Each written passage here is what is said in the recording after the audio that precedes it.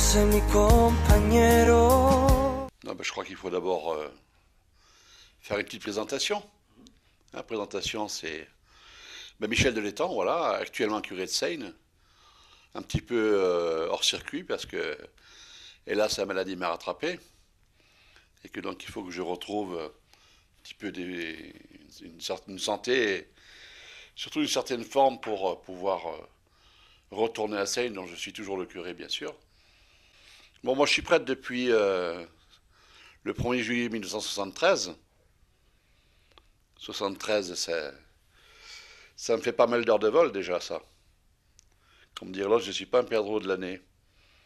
Et ça fait donc, j'ai fait comme poste, j'ai fait Barcelonnette, 4 ans. Après Manosque pendant 7 ans. Après Château-Arnoux pendant 4 ans. Après, je suis retourné à Barcelonnette pendant 10 ans. Et puis Riez pendant 3 ans. Et là, j'ai entamé la 10e année sur Seine-les-Alpes. Que dire? Que dire de toutes ces années déjà? C'est que bah, je commence, je suis plus au début, je suis plutôt vers la fin maintenant. La fin de ma vie et la fin de mon ministère aussi, bien sûr. Bon, enfin, si le bon Dieu me donne de rester encore un petit peu, ça me ferait quand même plaisir. Pas partir comme ça. Puis je sais que je suis attendu.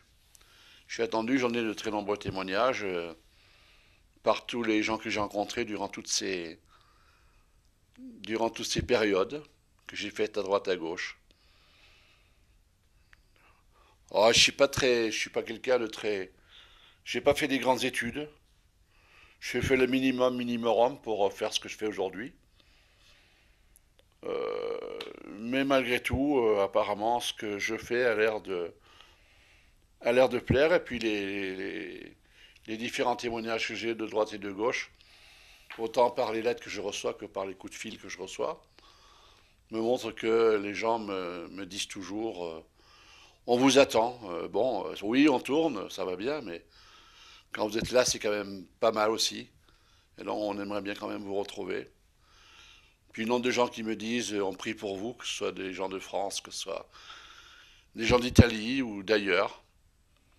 Donc, témoignage que pas tellement ce que j'ai fait, je vais parler un peu comme un curé, mais de ce que l'esprit peut faire à travers moi. Hein, Dieu se sert des fois des êtres faibles pour en faire des témoins, enfin, ainsi que le disent les gens. Et puis, tout ça, c'est des histoires que j'ai eues avec toutes ces familles, durant toutes ces années. C'est que le séminaire ne nous prépare pas tellement à ce qu'on va vivre sur le terrain. Il y a la théorie du séminaire, et puis après, il y a tout ce qu'on découvre. Tout ce qu'on découvre. Les joies, les peines, des rencontres, des amitiés, parfois des impatiences dans certaines situations, qui font que, sans le vouloir peut-être, des fois, on provoque un petit peu des petites cassures. Enfin, nul n'est parfait, surtout pas moi, mais bon. Mais enfin, s'il devait y avoir un bilan quand même, ça serait demain, si ça devait se repasser, qu'est-ce que tu ferais ben, je recommencerais pareil.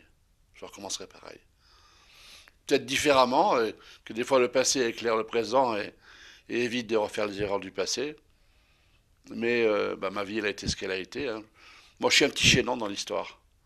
Et puis, moi, je remercie quand même le bon Dieu hein, de m'avoir quelque part chopé dans mon itinéraire. Et puis d'avoir fait de moi un peu bah, quelqu'un qui a été important pour pas mal de personnes. Avec peut-être des fois le petit danger de te dire ouais, tu fais du bon boulot, c'est génial, t'es super et tout. Oubliant un petit peu que c'est quand même encore lui qui travaille. Hein. Fait penser à, à Abraham qui avait, non, je ne sais plus lequel c'était, qui avait tenté de dire mais je ne sais pas parler. Et en disant de toute façon, t'as pas à te faire de soucis, c'est pas toi qui parles, c'est moi qui parle à travers toi. Ça, j'en ai fait une expérience assez importante dans ma vie. notamment à travers les homélies, où pendant 25 ans, j'ai tout écrit. Et puis depuis plus d'une dizaine d'années maintenant, c'est rarissime que j'écrive.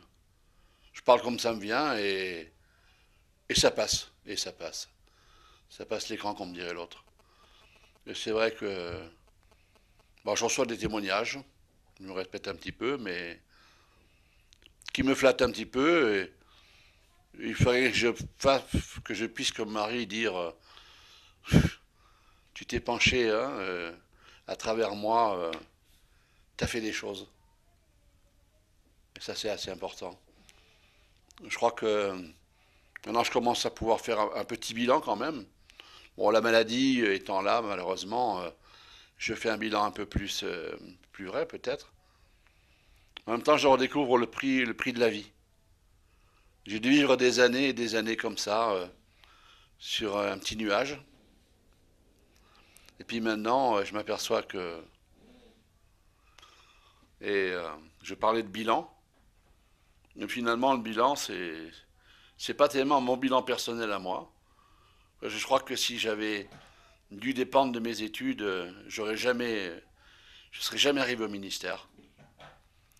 L'évêque, d'ailleurs, Monseigneur Collin, à l'époque, m'avait dit oh Michel, euh, tu es pas un phénix, mais on fera ce qu'on pourra avec toi. Voilà. Alors c'est là que je pense que vraiment, ben, c'était la voie dans laquelle je devais venir.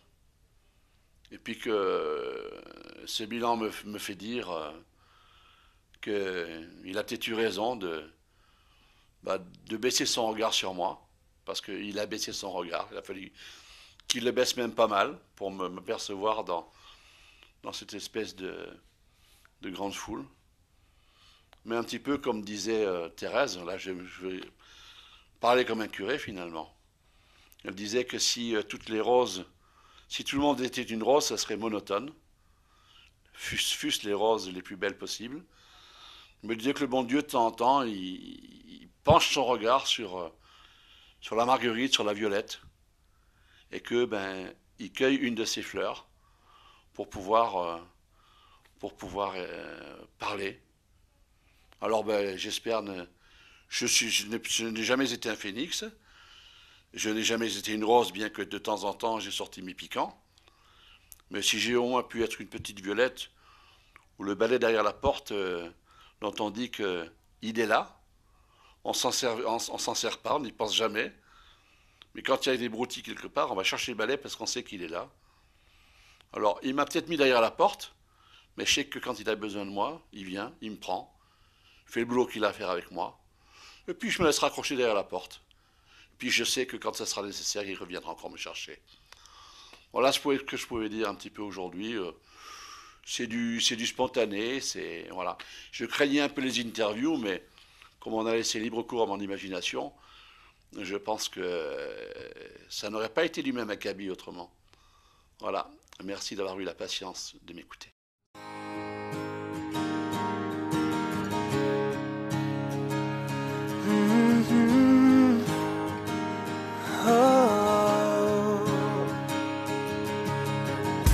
Tú fuiste mi compañero